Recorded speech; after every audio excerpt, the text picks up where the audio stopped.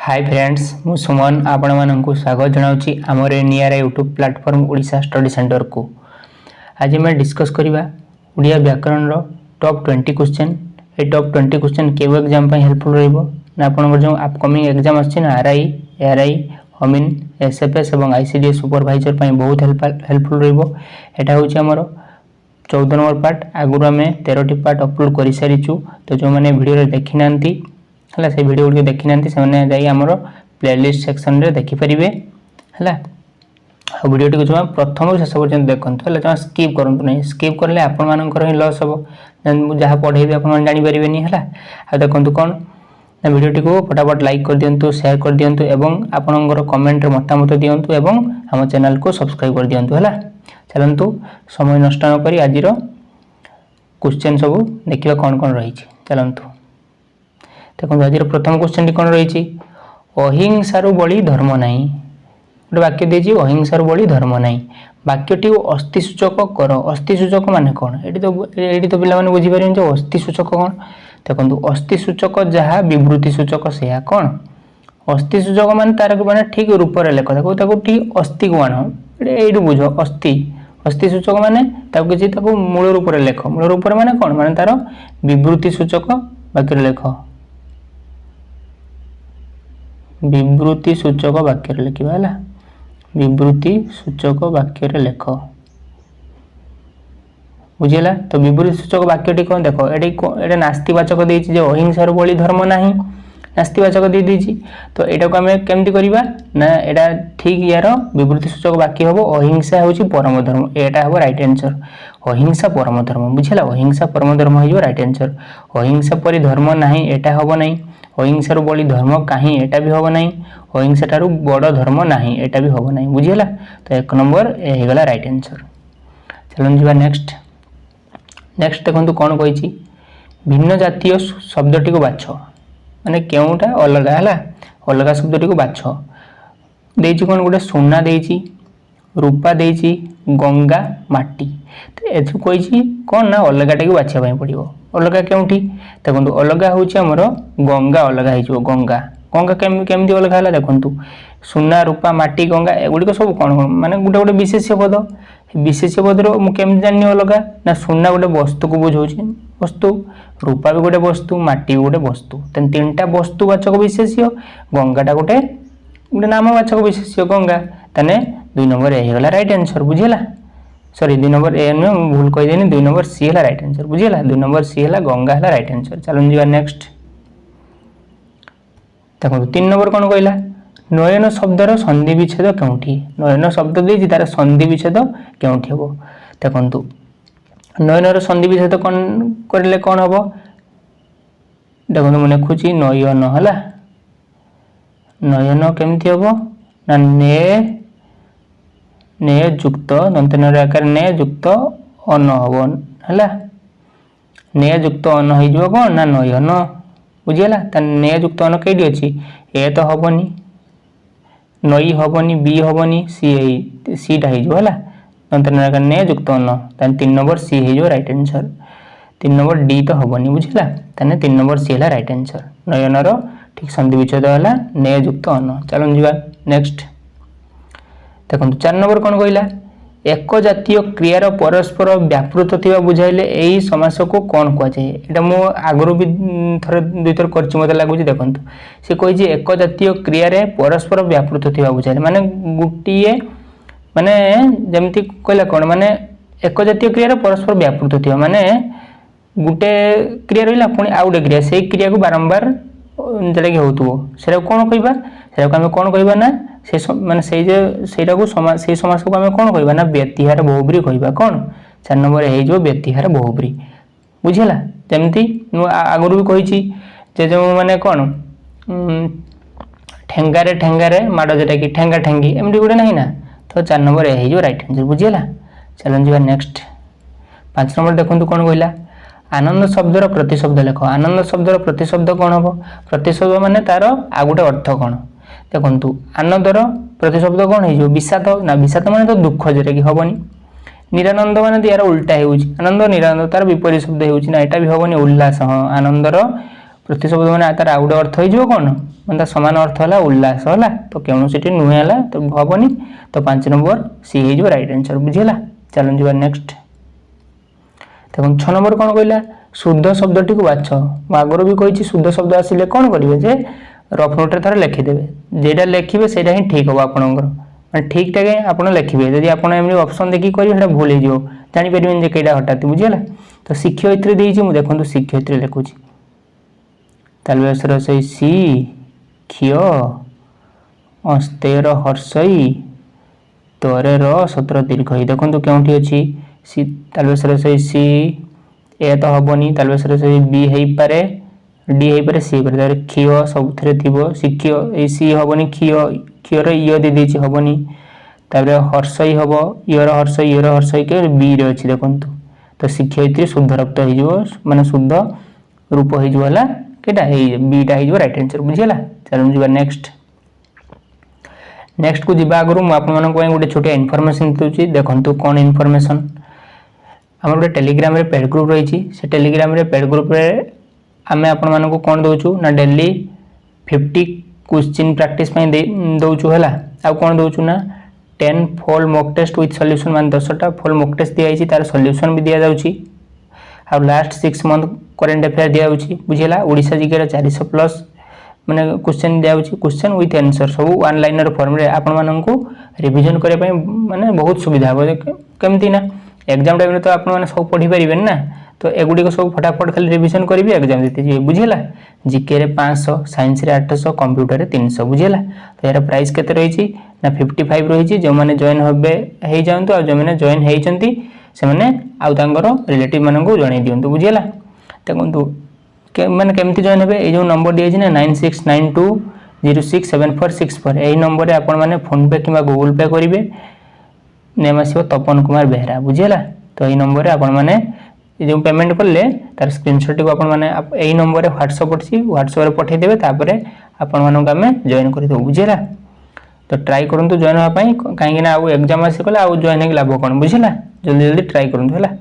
चलो जी नेक्स्ट देखो 7 नंबर कौन कहला मन घर धरिबा यही रूढ़ीर अर्थ कौन मन घर धरिबा यही रूढ़ीर अर्थ कौन जे असुविधार पड़ी सचेतन होबा ना कम असुविधार जाई अधिक असुविधार पड़िबा ना अभिज्ञतार शिक्षा लाभ करिबा ना खूब निरीह। देखो मन घर धरिबार अर्थ होची जे असुविधार पड़ी सचेतन होबा बुझेला। तो 7 नंबर यही जो राइट आंसर मन घर धरिबा कहते ना तो मन घर धरी मन घर धरी माने कौन माने तुम गोटे असुविधार पड़े तुम मन भांगी तुम मनटा माने परिवर्तन हो बुझेगा तुम असुविधार गोटे पड़ी पूरा सचेतन हो बुझेगा। तो 7 नंबर ये है राइट आंसर। चलो जी नेक्स्ट देखो 8 नंबर कौन कहला सर्वांगीन शब्द निम्नलिखित मध्यरु केउटी प्रकृति प्रत्यय बाछि लेख माने यार ठीक प्रकृति प्रत्यय केटा हम सर्वांगीन शब्द देछि कौन सर्वांगीन देखो सर्वांगीन उत्तरटी कौन हम सर्व हम दंतेश्वरे आउथर लिखुची देखो दंतेश्वरे दंतेश्वर बोरे रेप सर्व युक्त अंग अंग युक्त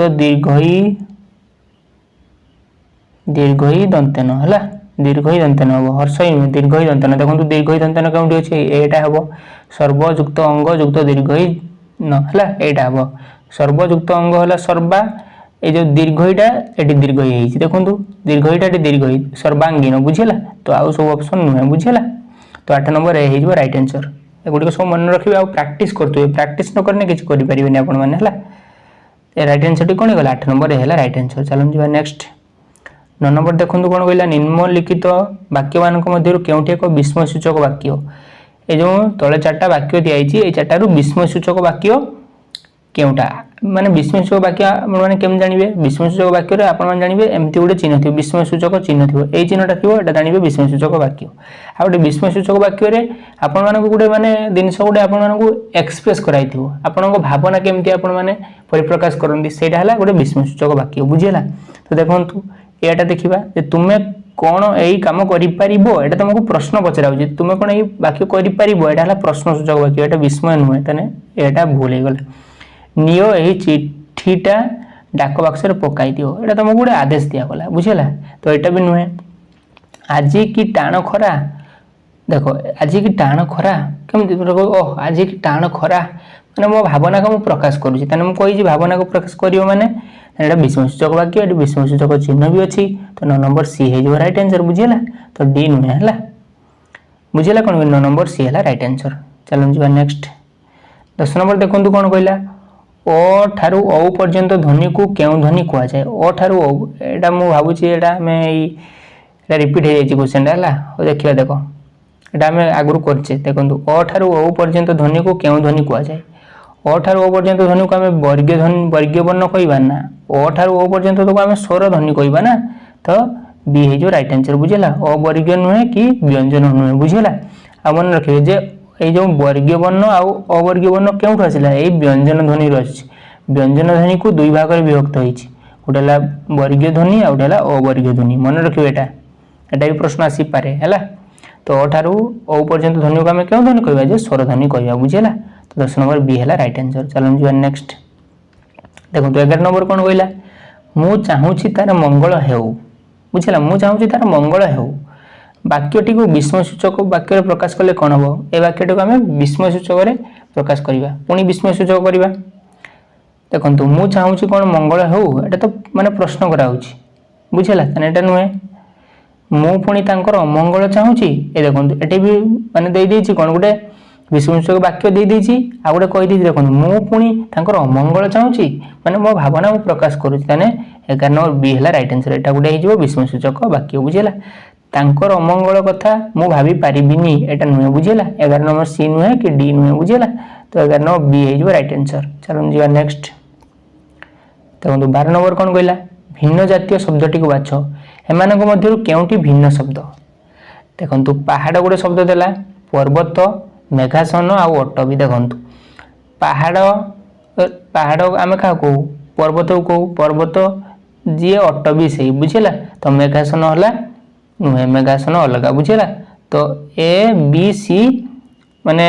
एका शब्द तार अर्थ एका मेघासन अलग बुझेला 12 नंबर सी है राइट आंसर बुझेला माने भूल माने एटा राइट आंसर बुझेला 12 नंबर सी है राइट आंसर।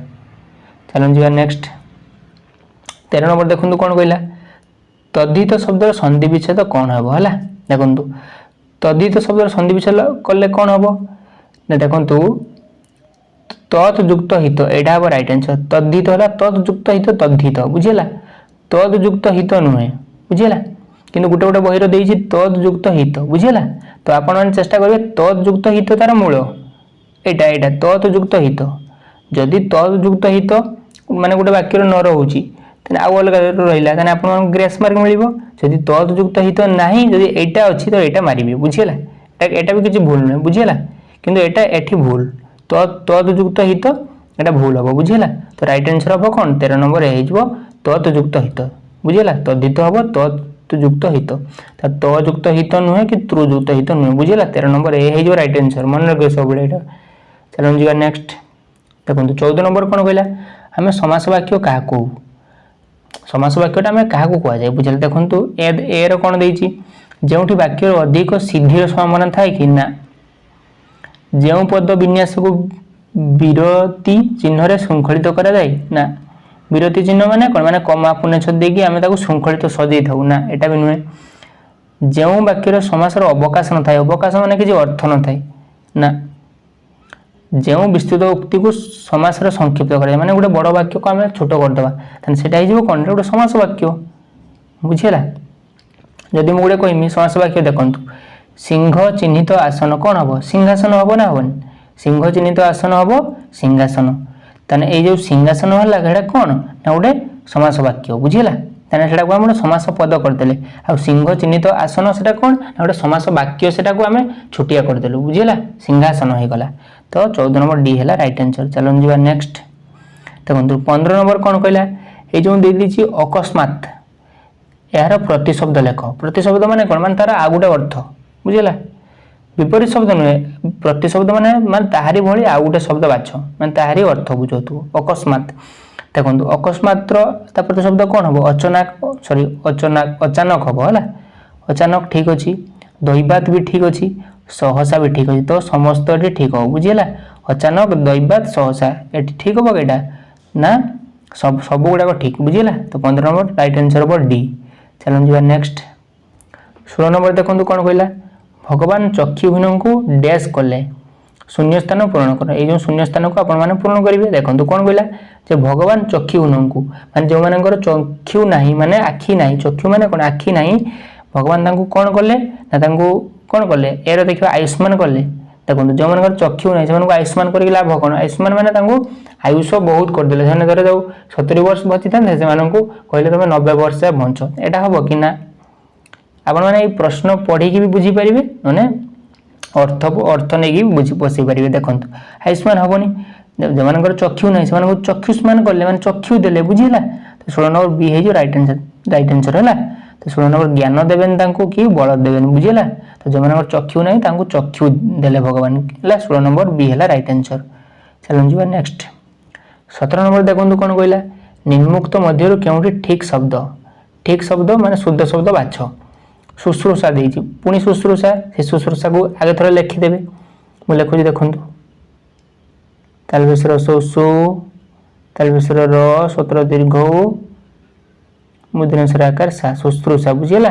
तालबेसर शोषु तालबेसर र स्वतर दीर्घ मुद्रणस्वर आकार सा देखो यहाँ क्योंकि अच्छे एटारे अच्छी परा तालबेसर शोषु तालबेसर र स्वतर दीर्घ मुद्रणस्वर आकार सा यहीटा हो राइट आंसर है। तो आउ सब गुड़ा भूल है। तो 17 नंबर है राइट आंसर। चलो जी नेक्स्ट देखो 18 नंबर कौन कहला ता बापा चिरदिन डैश चिरदिन कौन है देखिए दाऊ साधिले कि ना दाऊ साधिले ना बाट भांगिले ना आखि बुझिले राइट आंसर हम है। तो कौड़ी पहरिले ना देखो ता बापा चिरदिन आखि बुझिले आखि बुझार अर्थ है मृत्युवरण कले बुझेगा। आखि बुझिले माने कौन ना मृत्युवरण कले मुझे लिखि दूसरी मृत्युवरण कले मृत्युवरण कले बुझीला। आखि बुझिले माने मृत्युवरण करवा है। तो बापा चिरदिन आखि बुझिले तो 18 नंबर सी हो राइट आंसर।